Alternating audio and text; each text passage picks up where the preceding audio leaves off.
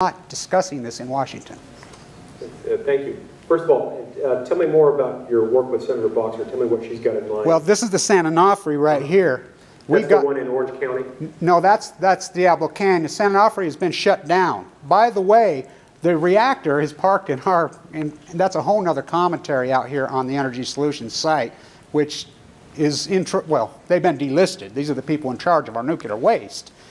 We've got, San Onofre's been shut down. We exposed the lies that was going on there. They had an accident there that went unreported for 12 days, and it was a bunch of freelancers. Senator Boxer has called for hearings. Senator Wyden went to Fukushima, Japan, just a few days after it happened. He reported to Congress, and he said it's much worse than I thought.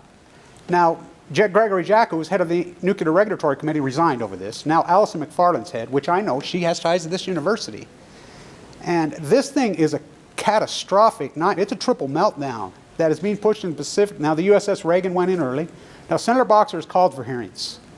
She, head of the one committee, Senator White has called for hearings, and we've gotten no traction. And I think this would be a great issue for you, as we have so much experience with downwinders in Utah. Scott Matheson. By the way, Eileen Walker's mom was my second grade teacher, and she was an amazing woman. And I really appreciate you coming here and giving us the opportunity. But I think because I really believe that you can be the transformational senator to break down this clash that we have. I have a lot of hope for you.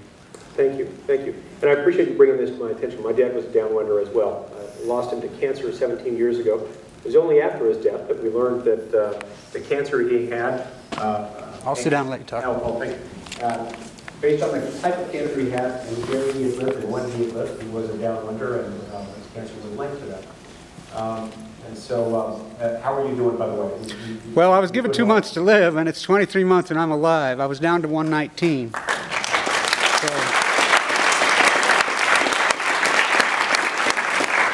By the way, we have an incredible bone marrow transplant center there at LDS. It's a gentleman named Fimbo Peterson.